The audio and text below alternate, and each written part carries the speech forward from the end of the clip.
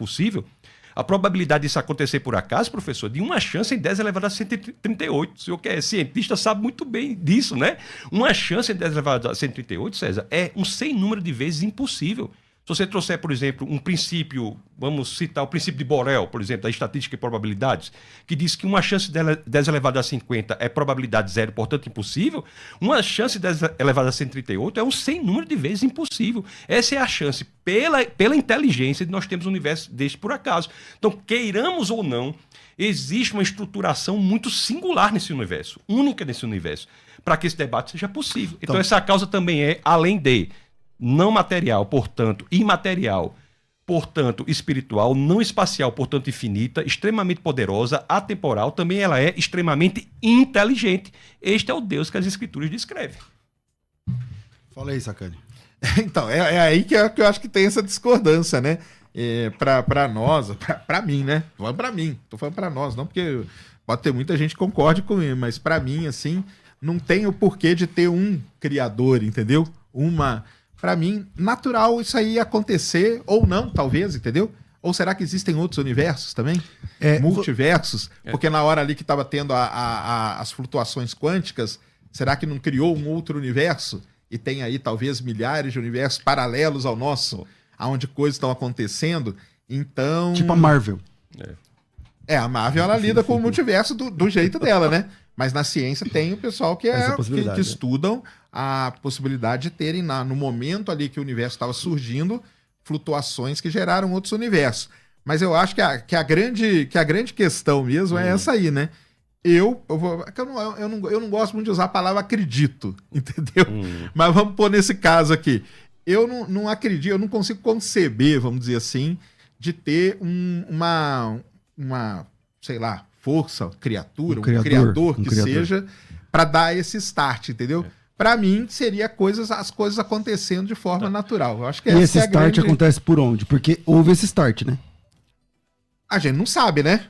Porque, por exemplo, você defende o Big Bang? Sim. Cara, vamos dizer assim, não é que eu defendo, isso aí também é um problemaço, entendeu? Porque o pessoal fala assim, não, você defende o Big Bang. Cara, eu nunca falei que eu defendo o Big Bang, não. O Big Bang de novo, pelo que a gente observa, é o que leva àquela explicação. Mas é daquele jeito? Não sei, cara, entendeu? Vamos supor que amanhã a gente descobre uma coisa que fala, agora o universo cíclico. Não, agora a gente vive dentro de um buraco negro. Agora a gente vive numa simulação. Tem, por exemplo, um estudioso que ele prova por A mais B que a chance da gente viver numa simulação é muito maior da gente não viver nela, entendeu? E ele tem lá todos os argumentos dele, você vai brigar com ele nos argumentos ali, não dá, entendeu? Porque ele tem tudo direitinho. Então, assim, mas de novo, eu vou pelo lado observacional. Então, observando as galáxias, radiação cósmica de fundo, tudo mais, leva a um ponto que estava tudo numa singularidade que a gente chama. E é a partir dali que veio a criação, né? É quando a gente fala a criação do universo, aí dá o sentido de ter um criador, né? De ter um criador. Mas a gente pode falar no início do universo, ou o surgimento dele, né? Não, perfeito, mas o que eu gostaria de chamar a atenção é o seguinte: existem multiversos, um número infinito de universos, pode ser que exista. Qual é o problema para isso? Nós não temos evidências. Exato. O que nós estamos chamando aqui, o que eu estou chamando é para que nós só tenhamos conclusões com base nas evidências e na racionalidade. Eu posso dizer assim, para mim, este universo aqui está em cima de uma grande tartaruga. E essa tartaruga está em cima de quê? Eu posso dizer, está em cima de uma torre infinita de tartarugas. Isso para mim, tudo bem, mas eu não tenho evidências. Sim. Então o que eu estou buscando aqui é que nós construamos as nossas conclusões com base no que sabemos. Eu não quero o ateísmo da lacuna, nem o Deus da lacuna.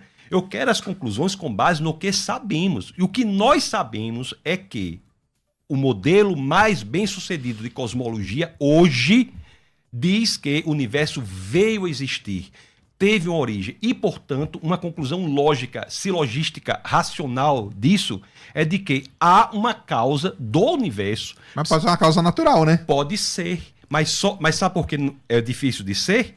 Porque a ciência diz que as próprias leis da natureza só vieram a existir junto com a origem do universo. Então, se não tem leis da natureza antes da origem do universo, não há de se falar de causa natural quando não há lei da natureza. Mas aí, vamos fazer uma pergunta aqui. Sim, por favor. Se não tinha espaço, não tinha tempo, aonde que estava o Criador? fora do espaço, fora do tempo. Se nós Mas aí é difícil a gente imaginar isso, não é não? Mas, professor, veja bem, olha a contradição na pergunta. Nós não podemos perguntar onde estava alguém se não havia espaço. Existe. Então, mas o que ele era? Ele então? é atemporal, imaterial, não espacial. Esta é a definição do Deus. Então, se nós... Mas ele era o quê? Uma força? Uma energia? Um ser? O quê? A tendência, pelo que sabemos, é que essa causa é pessoal. Por quê? Porque então ele era uma pessoa.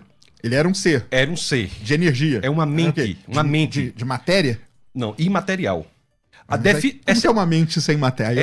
Aí que eu não consigo, entendeu? É porque o senhor está colocando a premissa nas conclusões. Não está saindo da visão de mundo materialista. A pressuposição da investigação já é a de que não existe nada fora da matéria. Então, isso é colocar as premissas já nas conclusões. Mas existe coisa fora da matéria? Existe. Isso, o Deus... Aí é que eu já não... Não, mas o Deus... Assim, a gente pode não crer, mas o que as evidências indicam é que essa causa é não material, não espacial, atemporal. E, por exemplo, se ela... Mas qual que é uma evidência, por exemplo, de existir coisas fora da matéria? O próprio Big Bang. Porque a evidência que não há é que houve algo material criando a matéria. Se a matéria já existia antes de ser criada, ela não foi criada. Se a ciência diz que a matéria veio a existir com o Big Bang, isso é uma evidência de que se o universo veio a existir, que essa causa não pode ser material. Essa é uma evidência. Mas aí ela é o quê? E há muitas coisas fora da matéria, por exemplo, as leis da lógica, o método científico, a objetividade moral. Não, mas o método científico não tem... Eu tô falando assim, fora da matéria. Por exemplo, aqui a gente tem a matéria, né? Matéria é isso aqui. Isso. Existe alguma coisa fora da matéria, eu falo? Existe. Deus é um exemplo. O Deus cristão é definido como algo imaterial. Essa é a definição. Mas aí ele é o quê? Uma energia? É uma força? Mente. Não é energia. É uma mente. Mas como uma mente? Pelo que sabemos do Big Bang. É isso que eu estou lhe dizendo. Não, mas aí na sua visão. Porque na minha visão, o Big Bang foi simplesmente flutuações quânticas que aconteceram na singularidade e aquilo ali gerou. Para mim não tem mente fora, não tem nada fora da matéria, nem nada. Não, mas pelo que eu estou entendendo, é o que ele está dizendo assim, flutuação quântica. O que flutuava onde? Olha, porque a matéria, na verdade, é que a matéria ela existia, toda ela reunida numa singularidade. Por exemplo, o que é um buraco negro? Um buraco negro, ele engole uma estrela. Uhum. Aquilo lá virou tudo uma singularidade. Então, tudo que o buraco negro engoliu, o buraco negro engole estrela, engole nuvem de poeira e gás, engole um monte de coisa. Ele engole matéria. O que ele faz com essa matéria? A matéria vai para uma singularidade. Então, ela está ali numa singularidade. Singularidade é um ponto, é uma região onde a densidade tende ao infinito, num volume que tende a zero. Entendeu? Então, na visão do Big Bang, né?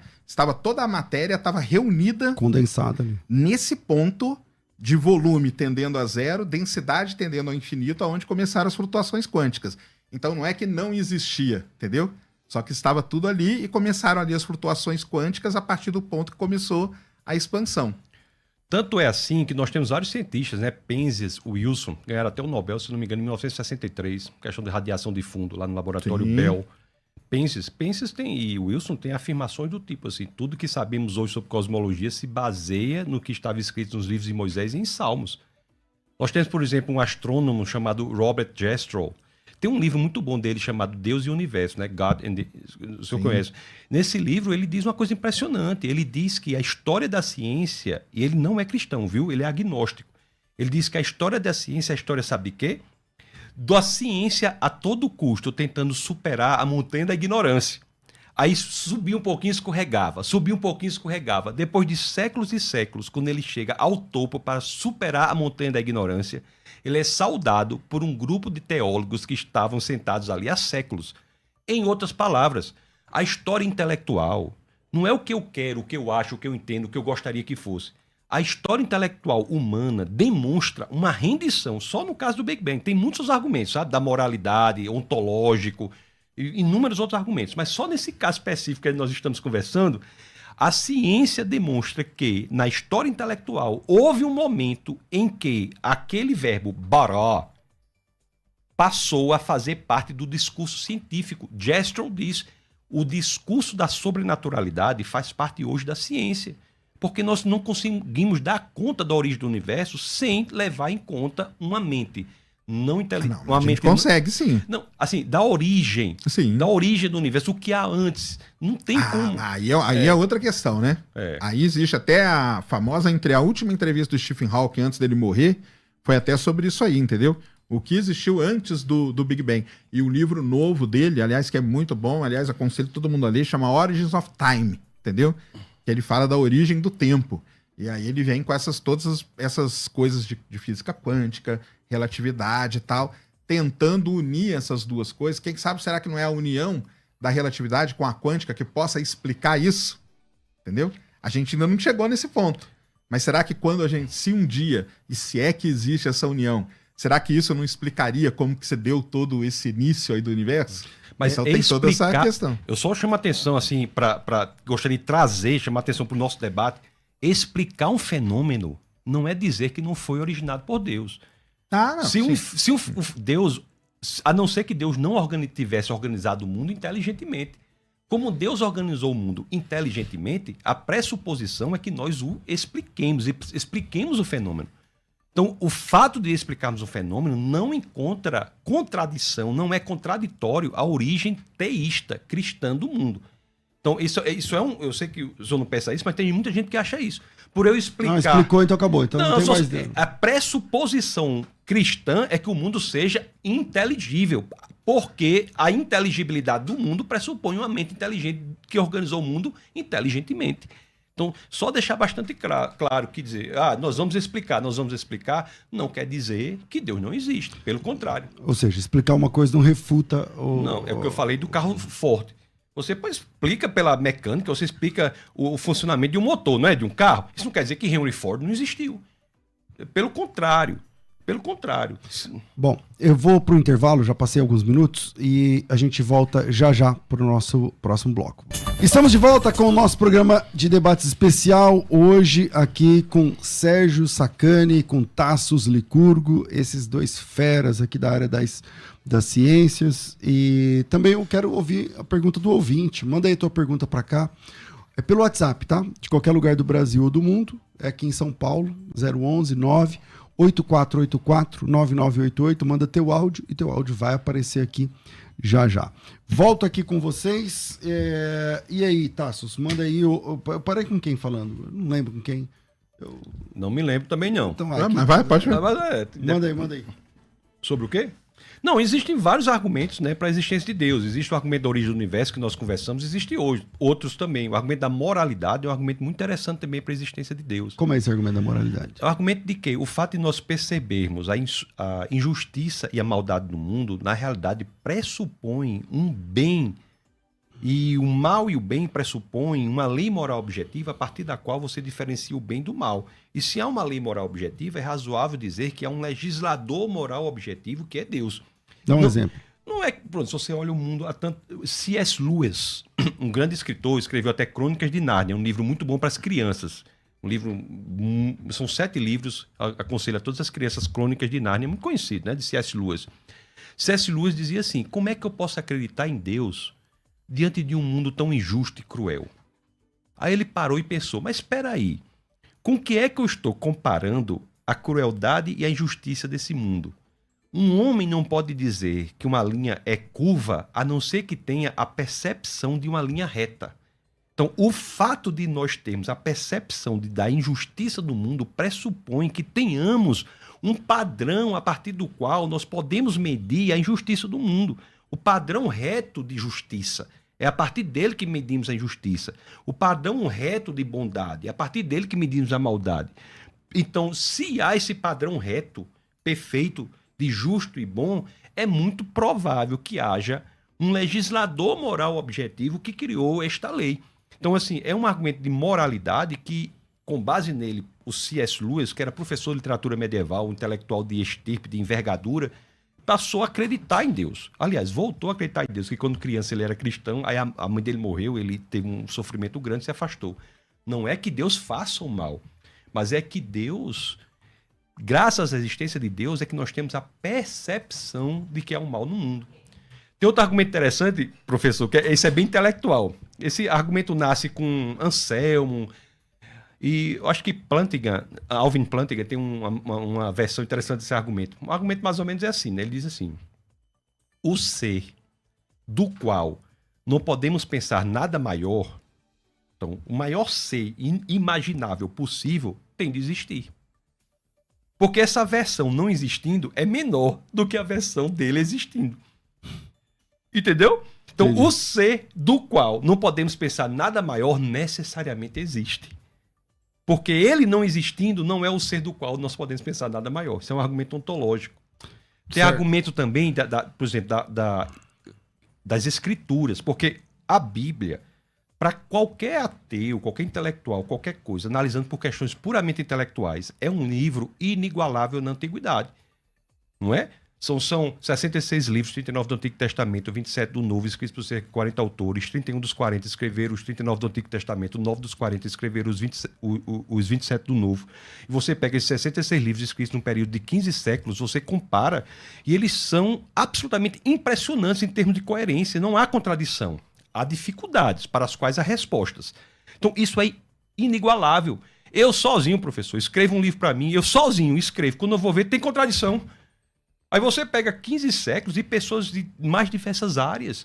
Você tem pessoas que escrevem esses livros em prisões, né? Os casos de Paulo, escrevem em palácios, como Davi e Salomão. Eu digo até que tem livro até para evangelizar os tarados, que é o livro de Cantares, né? Eu digo assim.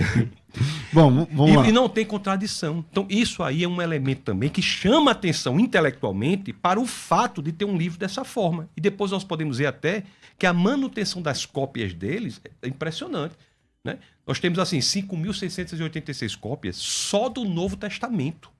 Isso é um recorde.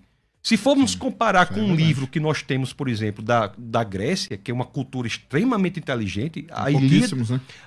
A Ilíada, né? Que é o mais antigo, tem poucas, né? A Ilíada ainda tem alguns, assim, tem 643, mas os diálogos de Platão, ou de historiadores como Suetônio, até Joséfios, Tácitos, baseados em 7 cópias. Por que eu estou dizendo isso? Porque se você tem 5.686 cópias, você faz com que o possuidor de uma dessas cópias não possa alterar. Porque se você alterar a sua cópia, haverá 5.685 olhando, apontando a alteração. Então isso dá confiabilidade ao texto. Ok, Sérgio, mandei. Cara, assim, essa parte moral aí são coisas que eu não entendo, assim. Eu entendo de ser moral e tal, do bem e do mal, né? Até deixar claro aí pro pessoal, cara, assim... você não acredita na Bíblia. Cara, como que eu não vou acreditar na Bíblia, cara? Entendeu? A Bíblia foi um livro, foi escrito, tá lá, né? Tá lá, foi escrito. E aí tem, voltando no negócio de evidências, né? E tem evidências arqueológicas de tudo, que aqueles lugares existiram, que aquelas coisas existiram, que a crucificação foi feita porque era uma coisa que era feita na época, e que tal, e que... Cara, não tem como. Eu acho que um problema, mas aí o problema é mais de vocês que estudam e que aí debatem com outras pessoas, que são as questões das interpretações que são dadas, né? Que eu brinco, né? O Rodrigo Silva teve lá no meu programa, né? É umas coisas que eu brinco, o pessoal fala, pô, por que não escreveram numa linguagem mais fácil, né? Que aí não teria discussão nenhuma, né? Mas ela deixou ali aberto para várias interpretações, né? E essas interpretações acabam... O texto pode ser que não tenha incoerência, mas as interpretações acabam colocando incoerências nisso aí, né? Então, assim, só para deixar claro, pessoal, muita gente fala assim, você não acredita na Bíblia. Cara, como não acredita? A Bíblia, o negócio foi escrito, tá lá, e tem o Velho Testamento, e tem o Novo, e tem as evidências arqueológicas de boa parte das coisas que estão ali, né? Então, assim, não tem essa não, entendeu? E uma outra coisa também, tava até falando ali pra eles, né? Eu não sou militante do ateísmo não, viu? Muita gente acha que eu sou eu não sou não, cara. E eu falo isso, repito várias vezes, cara, acredite, se você acredita, isso te faz bem, entendeu? Continue acreditando, não tem problema. Cito meu orientador, que era monge, ainda que não morreu, né? Monge budista, entendeu? Era um dos maiores pesquisadores na área dele e era monge budista, e é monge budista, entendeu? Ô, Sacani, o que precisaria para, no caso de uma pessoa como você que tem doutorado, que tem bastante estudo e tal, falar assim, igual o Tassos falou, porque o Tassos era ateu como você, ateu intelectual, que ele fala, né? Isso aí. E ele chegou um dia, que eu acho que, não sei se ele... Chegou um momento que falou assim, cara, quando alguém perguntar o que eu sou, agora eu vou